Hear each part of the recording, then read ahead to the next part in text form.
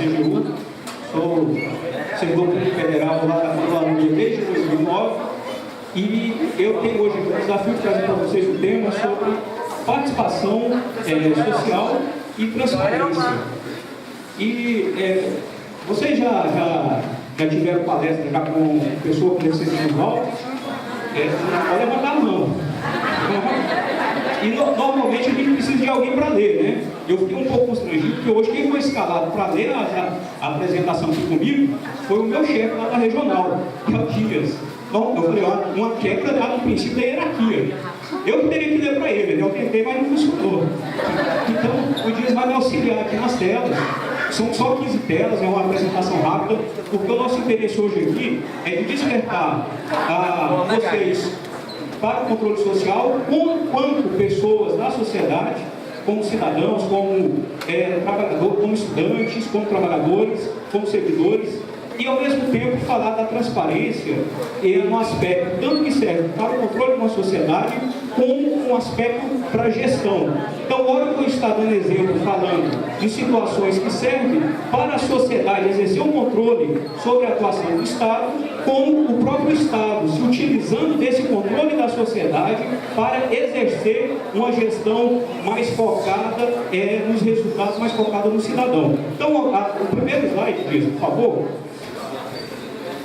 Pessoal, a ideia do controle social, a ideia de que você, quando está sendo observado, você tende a agir, tende a atuar conforme as regras estabelecidas. É aquela velha história, né? Você está sendo filmado. Normalmente, quando você sabe que tem uma câmera ali, ninguém tem coragem de tirar a sujeira do nariz, né? Está sendo visto. Então, quando o gestor público, ele sabe que ele está sendo acompanhado, todos os seus atos, a tendência é que, desde o processo, desde os procedimentos a serem executados, tende a sair conforme o que foi planejado, conforme o que é esperado pela sociedade. Então é uma via dupla. O gestor, ele consegue atingir sua finalidade, ele executa conforme o que foi programado, porque ele sabe que vai ter que prestar conta. A pergunta é, você sabendo que vai ter que responder por que você fez desta forma, daquela maneira, você faria também, se você soubesse previamente que teria que dar explicações sobre as suas escolhas? Então a ideia é essa. Quanto mais a sociedade participa, mais a administração pública fica focada nos seus objetivos institucionais e a tendência é que o resultado saia conforme o que está estabelecido, que foi programado. A segunda tela, please. Segunda, por favor. Isso, o surgimento do termo, pessoal, olha só. Aqui nós temos uma questão de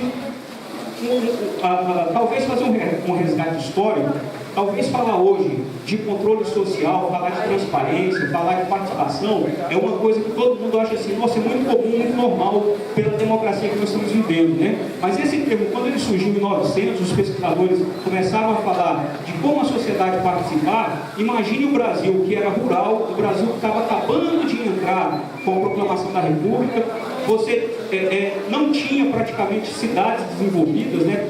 A maioria dos brasileiros moravam no campo.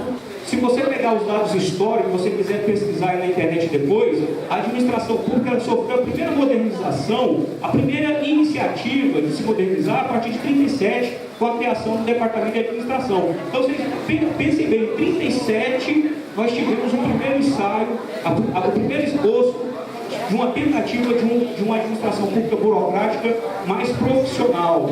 E isso vem evoluindo. Em 64 nós tivemos um período de exceção, um período do golpe militar, ficamos em 21 anos com o golpe, e a participação da sociedade ficou muito restrita, muito limitada. A partir de 88, aí sim, com a Constituição Cidadã, nós tivemos todos aqueles desejos de participação que era reprimido, foi colocado na Constituição vários mecanismos de participação. Então, se você acompanhar, como o Zé Alberto colocou aqui, se você olhar para o nosso artigo 3º, tem vários ideais ali de uma sociedade justa e equilibrada, uma sociedade que se desenvolve de forma igualitária. Se você pegar o artigo 6º da nossa Constituição, vocês vão perceber vários direitos constitucionais garantidos ali, como alimentação, moradia, transporte. que hoje, para nós vimos isso com naturalidade, falar assim, direito do cidadão. Mas quando esse termo de participação começou, não era assim a sociedade. Se você pensar que até 1600 e 1700, antes da Revolução Francesa, nós vivíamos em estados absolutistas, em que o monarca concentrava todo o poder, e tudo era feito para o monarca, e o cidadão era visto apenas como súdito. Foi uma transformação muito grande que nós chegamos hoje. Se você pensar que hoje o cidadão, ele não pode mais ter uma relação com o Estado de dependência, a maioria das pessoas hoje das cidades grandes, principalmente das cidades grandes, das cidades que têm acesso à informação, à escola, o pessoal que teve alguma formação, conseguiu estudar, conseguiu ler, conseguiu ter acesso à internet. Se vocês perguntarem para eles se eles receberam algum benefício de um político, eles vão falar que não. Eles vão falar, olha, o político não fez mais do que a obrigação dele. Se você conversar com as pessoas mais idosas, principalmente em zonas mais afastadas, em regiões mais subdesenvolvidas, é muito normal, é muito natural a população personalizar a política pública na figura daquele benfeitor, daquele gestor. Ele acredita que se não fosse aquele gestor, aquela política pública não teria chegado até ele, né? Então ele não entende que o processo hoje democrático, ele é uma construção de ideais de uma sociedade, de grupos segmentados numa sociedade que se articulam politicamente para verem suas demandas aprovadas e implementadas por uma política pública.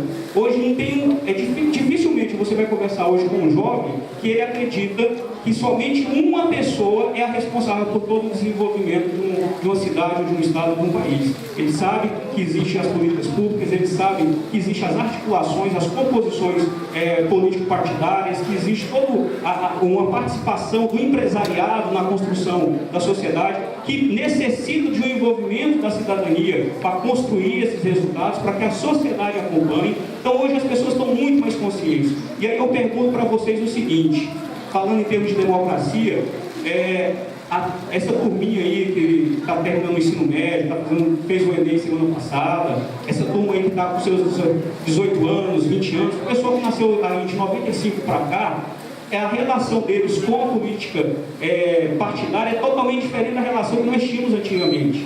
Hoje, se os políticos, se os partidos não estiverem antenados para essa realidade hoje das redes sociais, da internet, do uso de TI, dessa comunicação ágil, comunicação com o jovem, esse eleitor, ele dificilmente vai ser cativado e vai votar em algumas propostas e não vai nem sequer participar do processo democrático se ele não for atraído para isso. Porque hoje o jovem ele é crítico, hoje a sociedade ela é participativa.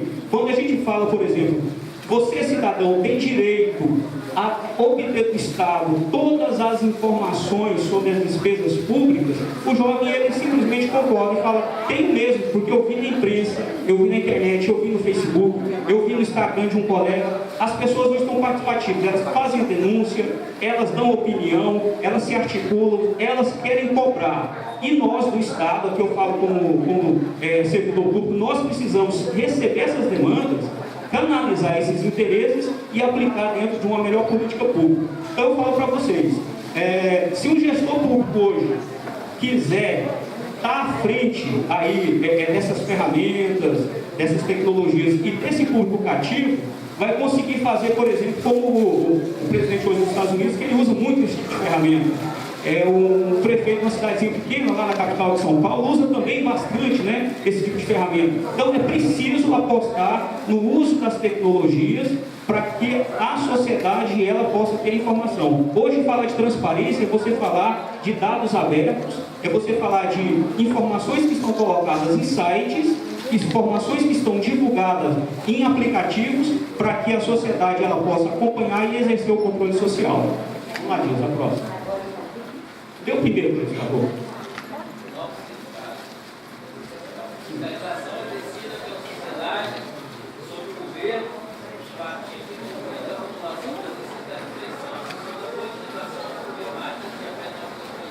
Pessoal, há um tempo atrás a gente nunca ouviu falar, por exemplo, sobre parada gay, questão de discussão sobre gênero, sobre o papel da mulher na sociedade, a proteção da mulher contra a violência doméstica. Você não ouviu falar sobre transgêneros, você não ouvia falar sobre políticas voltadas para pessoas com deficiência.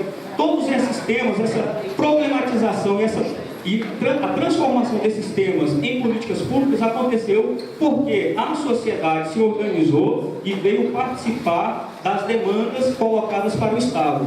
Hoje nós não temos apenas no político representante da sociedade, nós temos no próprio cidadão que se articula, que se organiza através de vários organismos, que eu vou falar aqui para vocês daqui a pouquinho, para poder gerar essa discussão e canalizar isso dentro de uma agenda pública para que a sociedade enfrente aquele desafio. Talvez aqui na região vocês não tenham problema com o pessoal da área que trabalha com cana-de-açúcar na zona rural. Talvez um município vizinho precise discutir a vocação do município para ter uma alternativa econômica viável para gerar emprego naquele município. Cada realidade, cada município tem a sua pauta, tem a sua agenda. E de onde que surge isso? Surge exatamente da sociedade, do anseio da sociedade, que consegue, através de sua participação, colocar essas demandas para os partidos políticos que têm mais afinidade com aquele tema e vão representar aquele tema dentro ali das propostas orçamentárias, dentro dos planos plurianuais, que vão tentar transformar o anseio da sociedade em algo concreto, algo efetivo, por exemplo, uma quadra de esporte ou um programa voltado para a área cultural, teatro, música, aqui para o município de vocês.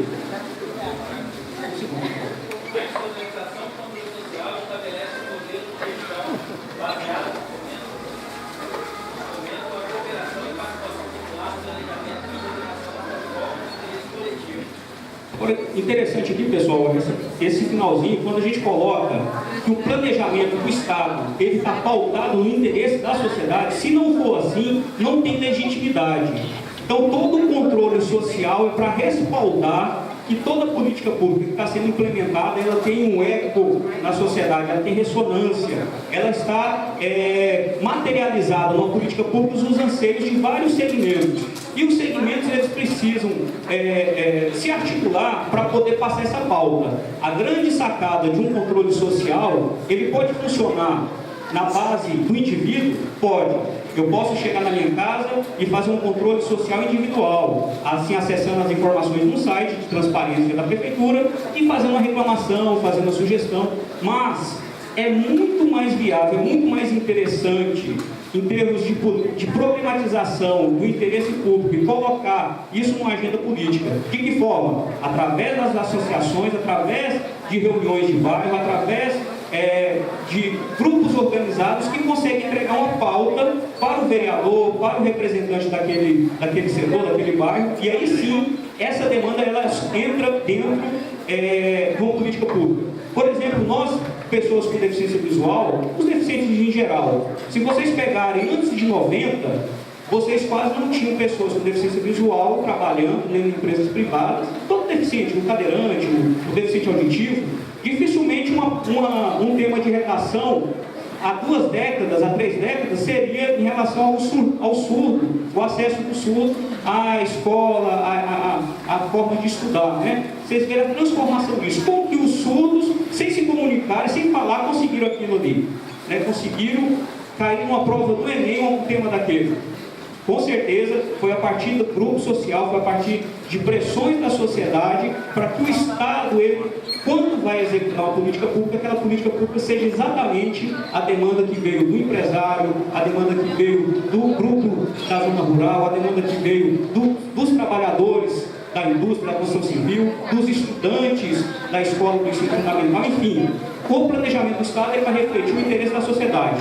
E aí, quando esse interesse é quebrado, quando ele não tem esse eco na sociedade, nós vamos perceber que há talvez uma malversação do recurso público, há talvez um caso de corrupção, há uma intenção deliberada de ofender esse princípio do interesse público, da coletividade, e determinados grupos específicos que tiram proveito disso, ou, como diz, colocou um mau gestor que ele não consegue entregar os resultados que a sociedade confiou a ele dentro daquela gestão, dentro daquele mandato, né? E aí o princípio do interesse da coletividade também fica prejudicado, porque quando eu não consigo atingir a finalidade de um programa de governo, eu não estou prejudicando apenas as finanças do Estado, eu estou prejudicando toda a coletividade que ficou frustrada de não ter atendido os seus anseios e as suas necessidades.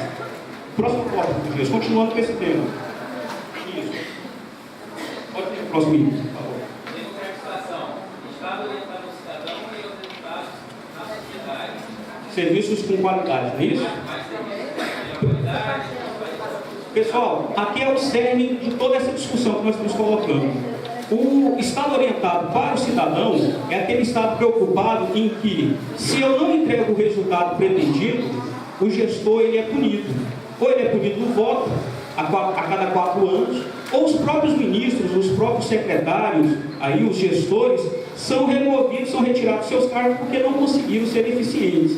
Quando o cidadão começa a reclamar de mais uma política pública, o gestor, ele fica preocupado, porque ele não está sendo eficiente. É como os técnicos de futebol. Se futebol é uma bobagem, né, que é um lazer para a gente, uma diversão, a gente leva tão a sério a ponto de trocar um técnico que perde 3, 4 rodadas seguidas, por que nós vamos ficar com um gestor ineficiente num programa que não entrega resultado? A sociedade, ela quer ser ouvida. E para isso, nós vamos falar aqui para vocês sobre a lei de acesso à informação. Nós vamos falar um pouco mais detalhadamente sobre ela. A gente trouxe a cartilha para vocês levarem para casa, dar uma olhada, tirarem dúvidas e começar a exercer esse direito de cidadania, de cobrar do Estado o resultado. Nós vamos falar para vocês um pouco também, deixar o endereço para vocês da ouvidoria, como o Dias já trouxe para vocês. Quando o cidadão está insatisfeito com um atendimento, ele tem um canal hoje aberto de uma ouvidoria. Se vocês entrarem, por exemplo, no site altohorizonte.gov.br, lá vai ter um Fale Conosco, lá vai ter um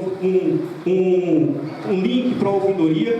Dentro desse link, nesse Fale Conosco, tem como você colocar a sua sugestão de melhoria, tem como você fazer um elogio do serviço que foi bem prestado, e tem como você criticar uma política que não está sendo bem feita, criticar um programa, um atendimento, o resultado de determinada política. A partir dessa denúncia, a partir dessa reclamação do cidadão, é que nós, gestores, podemos pegar e consolidar esses dados e saber em que política nós não estamos sendo eficientes. Quando ali a gente coloca um Estado orientado para o cidadão, um Estado que ouve, um Estado que transforma as informações coletadas da sociedade em relatórios de gestão para tomada de decisão, é o Estado que está focado na eficiência. Se a gente sabe que o serviço mais demandado da prefeitura hoje tem um índice alto de reclamação, o que a gente faz com essa informação? Que foi alimentado pelo usuário daquele serviço, né? Então a gente incentiva que o usuário ele entre nesses sites, ele use o Fale Conosco, ele vai até o atendimento no guichê, no serviço ao cidadão, e ele faça lá sua reclamação, porque o serviço não está saindo bem. É a partir dessa provocação é que o Estado está atento, está ouvindo, e pode ter certeza que o bom gestor ele vai se preocupar com o índice de satisfação e insatisfação do usuário do serviço público. Hoje a temática para nós, pessoal, é qualidade. O Estado, o governo federal, ele editou uma norma recente, para esse ano, que chama, depois vocês colocam aí na internet, o Estatuto do Usuário do Serviço Público, a Lei do Usuário do Serviço Público. Essa lei ela vai modernizar todo o nosso atendimento ao usuário, porque todos os serviços públicos federais vão ser avaliados em termos de qualidade e satisfação do usuário. O usuário recebeu um atendimento, ele não ficou contente, ele vai dar uma nota. E nós gestores, nós servidores públicos, vamos ter que ler esses relatórios e pensar alternativas para melhorar o serviço. Vamos ter que pensar alternativas para desburocratizar determinadas etapas do fluxo do trabalho, para que o usuário ele ganhe tempo e ele ganhe qualidade no atendimento. Além disso, além da previsão de avaliação de satisfação da qualidade do serviço, essa lei ela prevê que qualquer pessoa pode entrar no site do governo e falar assim, olha, eu queria que esse serviço mudasse.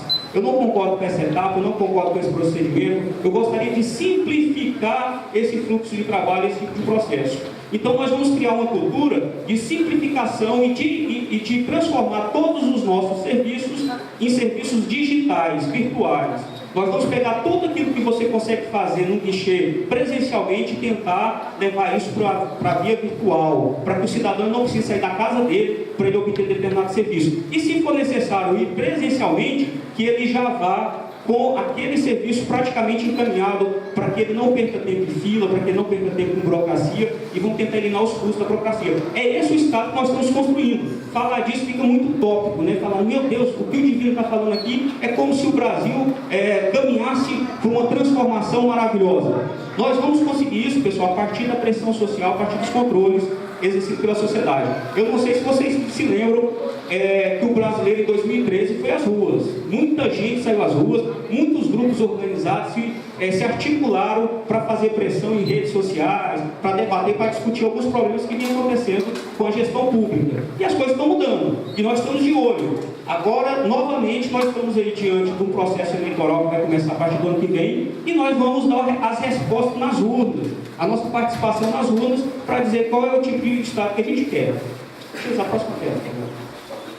Assim, e para fechar essa primeira parte aqui, pessoal, a informação é poder. Se o Estado ele é obrigado a divulgar todos os seus dados e o cidadão ele participa da gestão pública através dos seus comentários nas redes sociais, através das suas mensagens enviadas para a ouvidoria, das suas reclamações, pode ter certeza que o cidadão hoje ele está muito mais consciente e ele está muito mais empoderado, ele tem muito mais poder hoje de derrubar um ministro, por exemplo, que fala determinado termo inapropriado, o ministro hoje cai por conta da pressão social. Imagine se uma frase maldita, uma frase não bem empregada, consegue tirar um ministro, imagine as avaliações em termos de qualidade e de satisfação daquele serviço que está sendo prestado.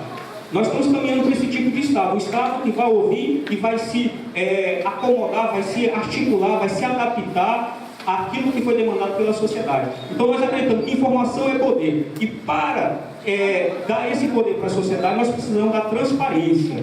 Imagine vocês que a transparência, hoje, ela é a principal ferramenta que tem na mão do usuário do serviço público, do cidadão. Porque a partir da transparência, a partir da obrigatoriedade do Estado divulgar suas despesas, divulgar suas receitas, divulgar seus atos de gestão, o cidadão ele consegue, com base naquelas informações, formular medidas, formular solicitações para que o Estado se adeque às necessidades. E quando o Estado falha, aí a gente tem vários mecanismos aí para tentar corrigir a falha do gestor. Vamos lá, Dias. Cadê o primeiro item do controle governamental? Isso, esse aí.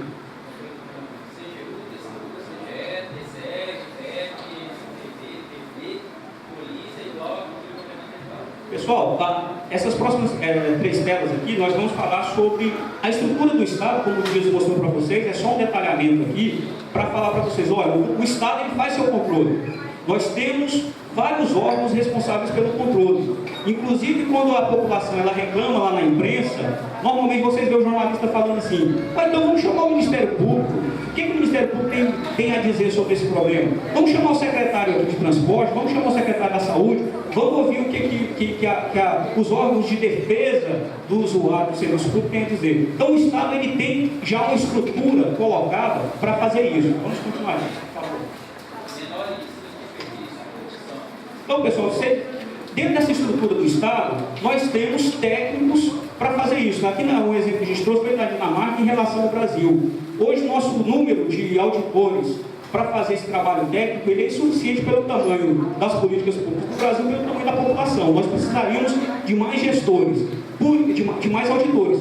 Por isso que a ideia do controle ela é interessante. Porque se cada usuário do serviço público, se cada cidadão faz esse papel de ver uma inadequação e ficar inconformado com aquilo, e já colocar uma sugestão de melhoria, já propor alguma mudança, já fazer uma crítica, né? já fazer uma reclamação daquele serviço, aquilo já sendo um alerta para a gente, entra nos nossos papéis de trabalho, entra nos nossos procedimentos de trabalho, nos órgãos oficiais de controle, e a gente, com base nesses insumos, a gente faz um trabalho mais adequado. Porque nem sempre nós, auditores, conseguimos abarcar tudo, né? A gente trabalha muito com amostragem, a gente trabalha muito com bancos de dados, fazendo trilhas de auditoria por áreas específicas. Nós temos alguns critérios para fazer esse trabalho. E um deles é a questão do volume de recurso, a relevância daquela área. E, às vezes, coisas ficam sem ser fiscalizadas durante certo tempo. Se o cidadão ele provoca e começa a ter muita demanda sobre aquela área, pode ter certeza que os órgãos de defesa do Estado, ou os órgãos de controle interno, controle externo, o Ministério Público, vão olhar para aquilo com mais atenção. A próxima tela. Pessoal, olha só para vocês verem essa estrutura aqui. Olha o tanto que a estrutura é bem montada. Nas 3 esferas nós temos os órgãos de controle. Nós temos o controle feito de forma técnica, burocrática, profissionalizada, dentro do Estado. Só que isso é insuficiente para fazer toda essa gama de atividades que é necessária. Por isso que a gente precisa da participação de vocês. Na próxima tela, gente, por favor. Por isso que nós precisamos da participação de vocês. E a recomendação é que o controle social ele possa ser feito no primeiro momento de forma individualizada. Você mesmo na sua casa pode fazer um monitoramento de alguma área do Estado que você tem interesse. Você que é estudante, pode ser uma reclamação lá da sua escola, às vezes um postinho de saúde que foi mal atendido, um asfalto que você viu que todos os anos aquele asfalto não tem qualidade, fica emburacada a pista porque começou o período de chuva. E aí você começa a fazer esse acompanhamento. Mas o ideal, que a gente acredita, é que vocês possam exercer isso a partir do espaço público formal, que é a partir do terceiro setor, a partir das ONGs, a partir dos conselhos. Aí sim a gente tem instrumentos para qualificar vocês melhor, para dar ferramentas melhores para vocês, dar um treinamento mais adequado, para que o cidadão ali, participando do conselho escolar, participando das reuniões de pais e mestres na escola, participando de algum conselho da área de assistência ou da saúde, ele possa ter algumas ferramentas para ele exercer esse controle. A próxima palestra aqui vocês vão ver como é possível, como é tranquilo, assim, é bem bacana esse trabalho de fazer o controle cidadão, de exercer, dar esse apoio para o Estado, fazer esse primeiro nível de controle ali em termos de sociedade. A sociedade que recebe o serviço, está ali próximo, ela recebe o serviço e ela pode falar se o serviço está adequado ou não está adequado. Se ela viu alguma irregularidade, você, por exemplo, passou por uma obra que nunca se acaba, e você fala, rapaz, mas quanto de recurso está sendo gasto aqui nessa obra? Você vai ter ferramentas que você já consegue levantar algumas informações básicas sobre o valor daquela obra, quem está disponibilizando o recurso daquela obra, e a partir da sua suspeita, você pode fazer uma denúncia nos órgãos oficiais aqui que eu mostrei para vocês. Pode ser para a Câmara de Vereadores, pode ser para um controle interno, controle externo, para esses órgãos aqui do Ministério Público. Pessoal, nem que seja por inveja de um vizinho que comprou um carro melhor e trabalha no município. Você pode ficar de olho nisso. Fala assim, mas por que o patrimônio daquele cara está subindo tanto? Conheço todo o setor público e o patrimônio dele não é compatível, né, dessa pessoa, não é compatível com a remuneração que a prefeitura paga. Ah, mas como é que eu vou saber a remuneração dessa pessoa? Como é que eu tenho essa informação? Daqui a pouco a gente mostra para vocês. Vamos lá. Pessoal, então olha aqui, nós trouxemos aqui rapidamente a linha do tempo, mostrando para vocês que tudo é muito recente. Tudo isso que eu estou falando, essas transformações, é a partir da nossa Constituição de 88 para cá. Lei de responsabilidade fiscal, depois as leis dos portais da transparência, e a lei que nós vamos comentar especificamente com vocês aqui para a gente fechar a nossa apresentação. Dias, por favor, a lei de acesso. Pode falar. Então, pessoal, nós materializamos esse anseio da sociedade em participar da gestão pública através de algumas ferramentas. A gente falou da ouvidoria, que é um canal que você entra para fazer reclamação, sugestão, e nós temos também essa lei aqui, que é a Lei de Acesso à Informação. Quando o cidadão ele quer uma informação, ele procurou no site, ele procurou lá no site da transparência, ele procurou no site da prefeitura, daquela secretaria, ele não achou aquela informação, a Lei de Acesso ela garante a todo cidadão brasileiro ter o acesso àquela informação que ele quer de interesse dele ali da administração pública. Porque essa lei ela tem uma abrangência nacional, ela envolve governo federal, estadual, municipal, administração pública direta e indireta, empresas públicas, autarquias, inclusive ONGs que recebam dinheiro para fazer determinados programas de governo. As ONGs que trabalham com cultura, saúde, educação, recebeu dinheiro público, ela tem que dar transparência daquelas informações e colocar essas informações no site para que o usuário que receber isso possa saber o que está acontecendo. Se não tiver lá no site, o que ele faz? Através da lei de acesso à informação, ele gera um pedido, faz um pedido para ele poder ter acesso e o órgão é obrigado a conceder aquela informação, a ceder a informação, a dar aquela informação. Próxima tela. Pode falar para a agência, eu falei que é todos os entes. Então, pessoal, a inteligência da lei, ela trouxe duas formas. Olha a sacada aqui que nós tivemos aqui, tanto foi interessante. A transparência, ela pode se dar de forma ativa ou passiva. Ativa é quando o Estado faz. O Estado, ele proativamente já publica tudo no seu site. Ele pensa assim, que informação seria importante para que o cidadão exerça seu direito de saber, de poder participar da administração pública. Então, o próprio Estado já coloca isso no seu site. A lei, ela já traz alguns exemplos. Nós vamos falar daqui a pouco sobre o mínimo que o Estado tem que divulgar de forma ativa, por iniciativa própria. Caso ele não faça isso de iniciativa própria, a lei entendeu o seguinte: então aquilo que não está no site eu fico sem saber? Aquilo que não está publicado no relatório eu fico sem saber? Não. Se o Estado ficar passivo e não colocar essa informação, nós temos os pedidos de acesso à informação que o cidadão formula para a administração pública e o Estado tem um prazo para dar essas respostas. Então vamos detalhar a questão da transparência ativa. A obrigação disso. O primeiro item. Estrutura organizacional, horários e locais de atendimento. Olha o sexto item. Isso. Respostas a perguntas mais frequentes da sociedade. Pessoal, todo esse rol colocado ali que vocês estão vendo, o Estado, proativamente, ele já tem que divulgar qual é a estrutura organizacional, os e-mails, telefones de contato, os serviços que ele presta, as políticas que ele está executando, os projetos em andamento, as atividades, as despesas que ele está gastando, as receitas que ele está arrecadando, as licitações que ele está fazendo, ou que já fez, que vai fazer, os contratos que ele conseguiu firmar naquele período. E se vocês, por um exercício de cidadania, quiserem entrar no site aqui da Prefeitura de Alto Horizonte, entrar no link de licitações, vocês vão ver que a Prefeitura aqui, recentemente, dia 17, lançou um pregão presencial para a contratação de serviços acho que é credenciamento de médicos. Esse pregão presencial vai se dar no dia 29 agora. Se vocês quiserem participar, podem ir assistir a sessão. Se vocês quiserem fazer esse controle prévio, entra no link que eu estou falando da Prefeitura, vai lá na aba de licitação, tem lá pregão presencial, tem lá o número do pregão e tem lá as informações todas. Isso é a transparência ativa. O próprio Estado está divulgando essas informações. Caso você vasculhe nesse site e não ache determinadas informações, aí sim você vai para a transparência passiva, que é os pedidos que você vai fazer com base na lei. Então, por exemplo, se você quiser saber por que aquele vizinho seu, que é servidor público, comprou um carrão e você também é servidor público e não consegue comprar um carrão, né?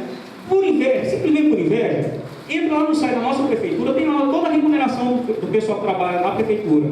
Tem na CGU, tem no Ministério Público, tem no TCU, todos os órgãos públicos precisam divulgar quanto que nós estamos gastando com folha de pessoal. Tem lá os contra-cheques, tem lá a remuneração de cada pessoa. Por exemplo, quanto que nós estamos gastando com diárias? Quem veio para cá hoje, lá de Goiânia, fazer uma palestra aqui sobre transparência e controle social, recebeu uma diária que vai estar colocada lá no portal da transparência. Vocês podem entrar lá e procurar, vocês vão ter essa informação lá. Isso é a transparência ativa. Essas informações têm que estar todas colocadas lá. Quem gosta muito disso é jornalista. Jornalista, estudante, pessoal que está fazendo trabalho de mestrado, doutorado, eles entram nesse site, vasculham tudo, montam lá, faz um cruzamento de dados e publicam uma série de reportagens. Olha, o município está gastando não sei quanto com combustível. De onde que ele tirou essa informação? Portal da transparência. Olha, mas o município está com uma obra parada há não sei quantos anos e não finaliza e já gastou tanto. Está lá no portal da transparência essas informações, convênios, obras, tudo está colocado de forma ativa pelo Estado. E uma questão que eu queria comentar, a gente ir para outra informação, é a questão das perguntas mais frequentes. Para o gestor, e aí eu falo para vocês, não agora como cidadão, mas como gestor, fiquem atentos às perguntas mais frequentes, os pedidos de acesso mais frequentes que você recebe no seu município, porque você pode transformar isso em perguntas e respostas e publicar de forma ativa. Vai eliminar bastante a incidência de pessoas perguntando a mesma coisa, como acontece, por exemplo, com o INSS, que é muito demandado. Perguntas que são frequentes, a Receita também, tem muitas perguntas que são frequentes, que o pessoal faz pela lei de acesso. Se você já tem lá catalogado essas perguntas e já tem as respostas, você já faz a publicação. Se alguém te perguntar pela lei de acesso, gostaria de saber essa informação assim, assado, você simplesmente vai indicar o link de perguntas e respostas frequentes que está no nosso site, na transparência ativa, já está colocado. Vamos lá, gente. A passiva. Primeiro item. Criação de serviços de informações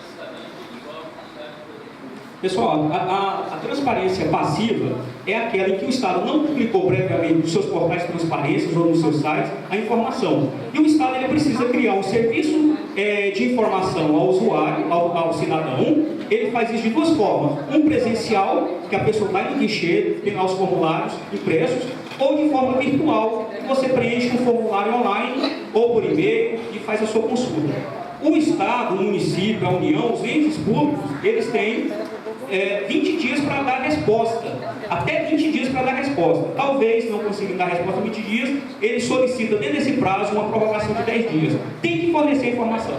A exceção é apenas quando a informação é colocada como um dado sigiloso, e ela foi previamente já cadastrada como informação sigilosa, e aí na revista de vocês, se vocês gostam de James Bond, gostam de operações secretas, gostam dessas coisas de serviço de inteligência, vocês vão procurar um capítulo específico na revista, aí na nossa cartilha, que é falando a respeito de dados sigilosos, informações ultra secretas do governo. Aí, vocês podem procurar na revista e vocês vão saber sobre o prazo, quando que essas informações deixam de ser ultra secretas e passam a ser de domínio público.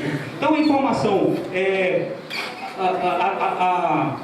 transparência passiva, basicamente ela é quando o cidadão ele quer uma informação que ele não encontra no site, é de interesse dele, ele está curioso sobre aquilo, é uma informação que para ele é relevante, ele não precisa colocar os motivos por que ele está fazendo a pergunta, ele simplesmente pergunta, envia isso pelo site ou presencialmente lá no SIC presencial, e o Estado tem esse prazo de 20 dias para dar resposta. No governo federal, pessoal, nós já estamos mais ou menos com quase 500 mil perguntas feitas e respondidas, num prazo médio de 14 dias.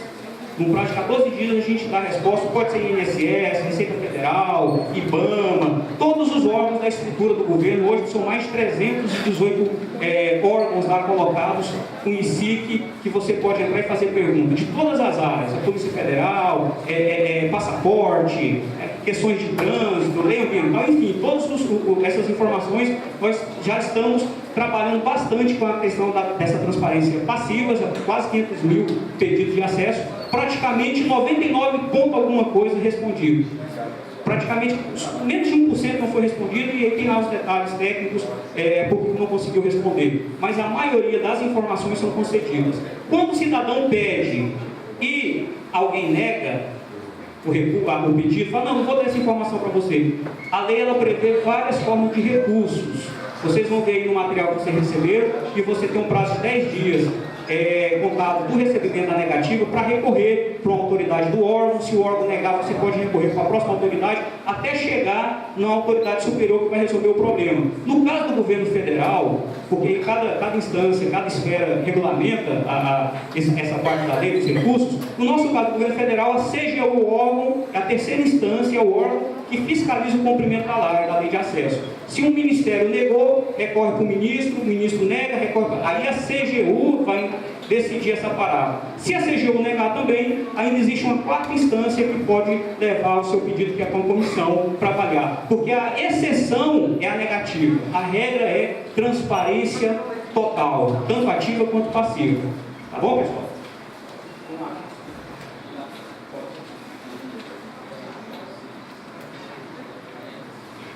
Pessoal, aí para fechar, eu queria deixar para vocês essas munições, aí, essas ferramentas de trabalho em relação ao exercício da cidadania. O portal da transparência do governo federal tem praticamente informação de todos os municípios que vocês quiserem que receberam transferência do governo federal. Tudo que é convênio, tudo que é gasto com servidor, com política de governo do governo federal, você vai achar nesse portal. A ouvidoria, aquilo que eu falei para vocês também, é interessantíssimo você entrar na ouvidoria e fazer uma reclamação, fazer uma sugestão, ou até elogiar um serviço público que você recebeu. Hoje nós temos ouvidoria praticamente em todos os entes da federação. Nós temos a ouvidoria do governo federal, aqui do estado nós temos também, a ouvidoria geral do estado, e aqui no município de vocês, no link, no site do município de vocês, vai ter lá um Fale Conosco, vai ter lá um formulário para você poder fazer sua sugestão ou sua reclamação também. E nós deixamos aí também a questão do ICIC do governo federal, que é onde você pode fazer o pedido de acesso a lei de informação do governo federal. Tem um endereço, se você quiser fazer uma consulta, quiser fazer uma pergunta sobre determinado programa de governo, alguma informação que você tenha necessidade dela e não se encontra no site da transparência, você já pesquisou e não achou em outros sites, através do ICIC do governo federal você consegue fazer essa pergunta. E nós deixamos também, como o Dias colocou, o endereço do ICIC. Se você quiser esse modelo de ICIC, se a prefeitura aqui ela quiser implementar um modelo de ICIC com software que a CEJOELA vem trabalhando, tem aí também o link, o endereço eletrônico, onde você obtém mais informações sobre esse serviço. Tá bom? Por fim, a gente deixa aqui uma frase da nossa ministra, por favor. Na medida que retiramos esse dom, os malfeitos começam a aparecer, dando a impressão até de que há mais corrupção, quando na verdade ela já existia, e às vezes até foi pior, sem que se soubesse. Então, pessoal, a gente acredita o seguinte: hoje, quando você lê o jornal, você vê todas essas operações especiais, você vê a atuação dos órgãos de controle, vê o Ministério Público, o CGU, o TCU, você vê todos esses órgãos em movimento e um monte de gente indo presa nessa operação da Lava Jato, e você fala, meu Deus do céu, o que está acontecendo com o país? Será que sempre foi assim? Sempre foi pior? Como é que está essa situação? Como é que vai ser daqui para frente, né, quando acabar a Lava Jato? O que vai ser de nós, né?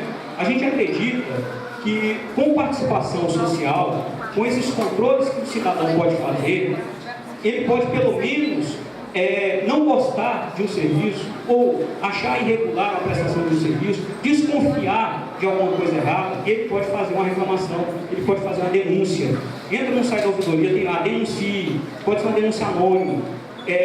Entra lá no site de reclamação, ou você quer mais informações detalhadas sobre determinada coisa, entre e participe. Nós acreditamos o seguinte: a transformação da política pública ela vai acontecer cada vez mais que o cidadão se aproximar da realidade do Estado e ele começar a cobrar e começar a se envolver também nas discussões e começar a participar do Estado. O Estado democrático é um Estado participativo, o Estado que ouve o cidadão e que atende às necessidades do cidadão. Então a gente acredita que a tendência da corrupção é diminuir, porque vai ter mais gente fiscalizando, vai ter mais gente olhando. E vocês são nossos parceiros nesse trabalho aí de formiguinha, de fazer o controle de todos os dias. Obrigado pela participação de vocês.